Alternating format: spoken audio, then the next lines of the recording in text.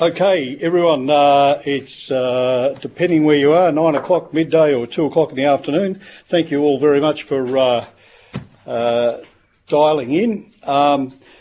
We're obviously, as always, more than happy to take any questions and any discussion at the end of this session, but it really should be shouldn't take up too much of your time today, because we're really sharing some information as opposed to sort of looking to make sure that there's any complexities are dealt with. So, sorry, I probably stumbled over my own words there, but basically we have signed up with a new EAP provider, and there's only a couple of small things we want to share with you today, being around the timing of that, the phone numbers and the transition plan, just to give you some comfort and confidence around that. So the point I was trying to make was it shouldn't take up too much of your time.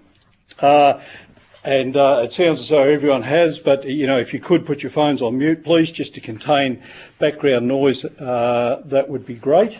On the bottom of your screen is a little bubble. If you want to make any comments or raise any questions there that we'll deal with at the end of the session, please feel free to do that. And equally, we'll open up the lines for any questions also, just to make sure everything makes sense. So, with that all done, first things first, we'll start with the safety pause, and we have Rebecca Ower from Melbourne, who's going to share a pause with us today. So, Rebecca, you're there and you're right? I am. Thank you. Thank you. So I thought my particular safety share would be based upon our meeting last week, where we actually had a conversation around young workers. And in my home, I'm the proud parent of a 17-year-old girl who is also a young worker. And I think it's interesting that the presumption that the young workers or the young people know how to do certain tasks or what they should be aware of based upon their age is actually quite flawed.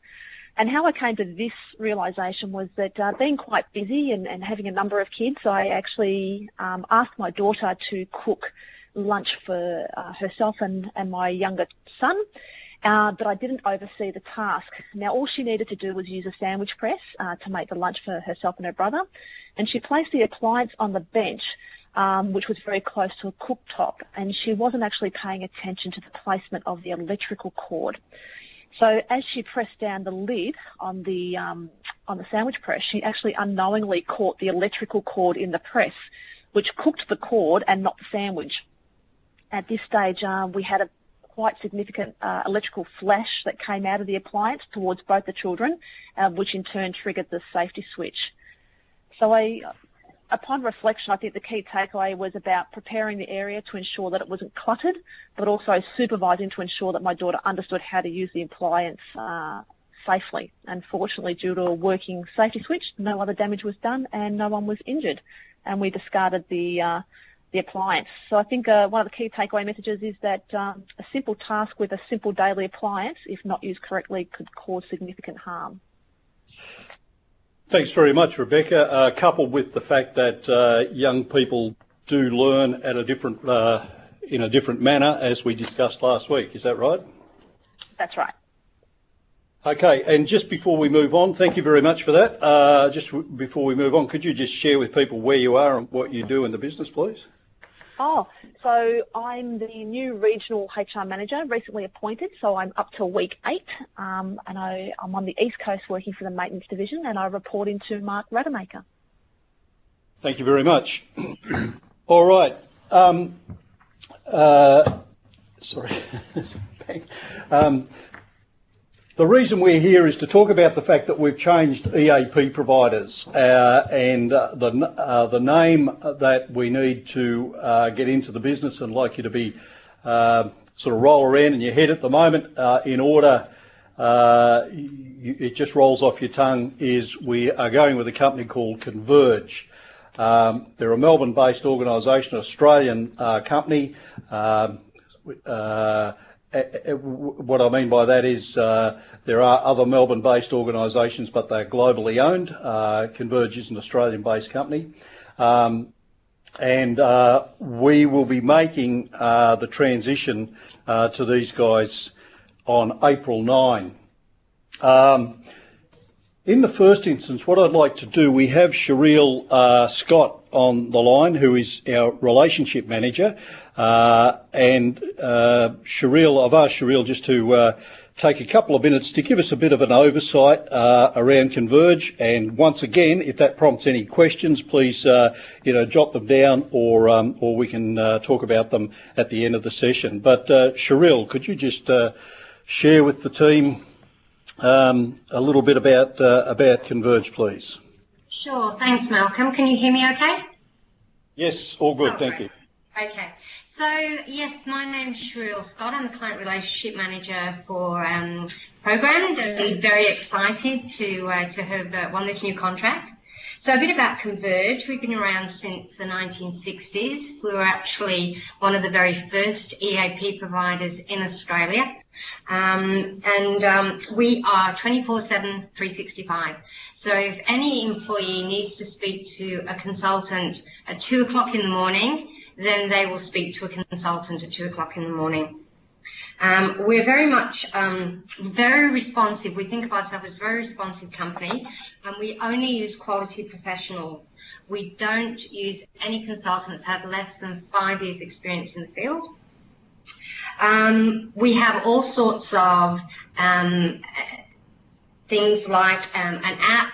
We have live chat. We can do web bookings. We can do our appointments not just face to face, but via phone, but also by Zoom.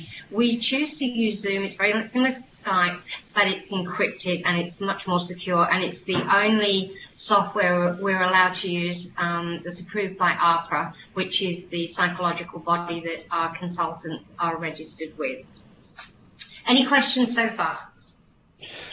If we can, people will jot their questions down, Shereel, and we'll come to them at the end if that's okay. Otherwise, it just gets very, very busy. That's fine. That's fine. So we have over 1,800 consulting and counselling personnel Australia-wide. We have a contract with Australia Post, so if you can imagine wherever there's a post office, then we will have an office there. We have non-English speaking consultants, Auslan, Indigenous, and also LGBTQI. So we have a great a variety of different types of consultants that you speak to. So Program has got 7 streams that they can access. There's your traditional EAP for emotional assistance. Then we have Manager Assist. Manager Assist is a really good tool for managers to use. As managers, we may be doing a fantastic job. That doesn't mean we've got the skills to understand or to pick up when a member of our team is struggling with either a mental health illness or some form of stress or anxiety or depression. Manager Assist can certainly help you with that. It's a phone call. You don't have to go and sit with somebody. You can make that phone call. You'll speak to somebody who is extremely senior, usually a clinical psychologist, who can give you help and give you some pointers in the right direction about how to have that courageous conversation. The next stream is Career Assist. We're not suggesting that you or your employees can go and get the resumes done so they can go out and find a new job.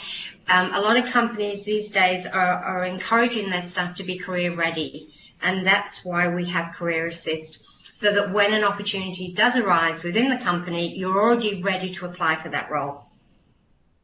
Conflict Assist, I think the name speaks for itself. You know, it's very difficult if you're in a situation, whether it's personal or work, that you're with somebody who there's a certain amount of conflict. It makes working life difficult. Nutrition and Lifestyle Assist, that is a service where you will speak to nutritionists, dietitians, sleep experts. You may need to want to quit a habit or an addiction. Money Assist is a great product.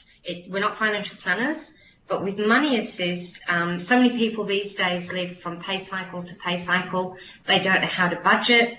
They may have debts, they don't know how to consolidate their debts. They may have creditors chasing them. Fantastic service. Teach them how to budget, those sorts of things. And family assist. And that is for family members. Usually it's you living in the same household, but we have agreed that if a family member calls up, and a family member will receive an appointment. So you guys have 6 sessions per employee per year. So if you think about that, say for instance I was going through a divorce, I could be accessing EAP for the emotional support, accessing money assist because I've got to sort out my finances, and accessing family assist for my children. So 6 sessions per employee per issue. When you make an appointment, it's really easy. There's a 1300 number which will be on all the promotional material. The people who answer that call are intake people. Our call centre is based in Burke Street in Melbourne. We're not offshore.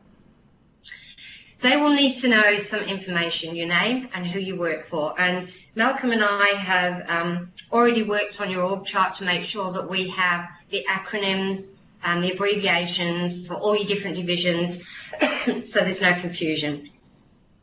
They will be asked whether they want a face-to-face or do they want a telephone or do they want a Zoom appointment. And then it's just a matter of working out the logistics.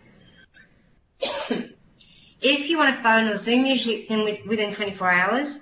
If you want a face-to-face, it's usually within about 48 hours. And you can make that appointment not only through the 1300 number, but also through the website and through the app. And I would encourage you, if you're sitting there now with your mobile phone in front of you, to download the app. It takes very little time. It's called EAP Connect. We also have some specialist helplines. I'll just touch on them because we haven't actually gone down the track of setting these up yet, but they are specific hotlines around Aboriginal and Torres Strait Islander People's Helpline, LGBTIQ, domestic and family violence, and elder care. So I'll just touch on those for now. We do reporting on a quarterly basis, which will go to Malcolm, and that gives an opportunity for the different divisions to see the usage that's happening in their area, what the issues are that are being raised, if there's any hotspots that can be raised, and that's a discussion that initially we will have with Malcolm, and then he can go through the business. We also do a client satisfaction survey too. So on the first appointment, after the first appointment, the employee will receive a text message with a link. We encourage them, and we ask you to encourage your employees to complete that survey. It's very important that we know they had a good experience, because if they didn't, we need to know that too, because we need to, if there's an issue, we need to fix it before it gets any further. So please encourage your employees to complete that survey. After that, as Malcolm said, we're about to go live on 9th of April. We're going through implementation as we speak. So that's all going to go really smoothly. Always does. There's no issues there. And I think I've just about covered everything. Have I, Malcolm? That's pretty good. Thank you, Shereel. And certainly, as I said, if people have got questions, we will ask you to talk to those in a few minutes. We've only got a couple of more slides to go through. Just to add, though, if I might, to what Shereel has said, she mentioned Australia Post. Converge are working with many large organisations, and their references were exceptional from these organisations. But in addition to Australia Post, they work with Coles, Boral, Kmart, Linfox, and others. But, you know, some pretty big, large and complex organisations, which should give us a little bit of confidence and comfort there. Okay, so if I'll move on, and then, as I say, we can come back if. Just in regard to the relationship management process, Shereel representing Converge, the points of contact should, as has been the case in the past across the business, if you have any issues, someone has had a problem, can't get through, whatever it might be, I'm the point of contact within Programmed. In other words, we don't want hundreds of people sort of ringing Converge. It'll only get really messy because of the complexity of our business. We've gone to great lengths to get a very firm, singular relationship. If there's a problem, you guys ring me, and I will talk to Shereel. We've got an agreement that we can do that, pretty much at any time, just to make sure that no one in our business is left hanging. Should I not be available, if you could note, and that Rebecca Clark, as a member of the Group HSC team, she's the point of contact if I'm not available. But that will just help with streamlining things, okay?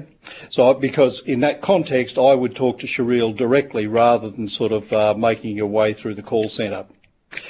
Okay. The next slide, you can see timing. We've already mentioned a couple of times the 9th of April. So that's the start date. And we'll come to the phone numbers in a moment. But let me just touch on the transition from our current provider to Converge. There is within the EAP industry, I think this is probably the most important step in the first instance. Within the EAP industry, there is a formal process where one supplier transitions to another supplier. In other words, the people presently being cared for by Optum, there is a standardised process for transferring those people to Converge. So just to give you some comfort there, that if you personally or people in your team raise this issue with you, that is being managed at a very sort of clinical level between those two organisations in a structured and ordered manner. That was something that did make me very nervous about this process, but I've got a lot of confidence that is and will be continue to be managed well. The next step, of course, around the transition is just communicating generally the change of name, which is,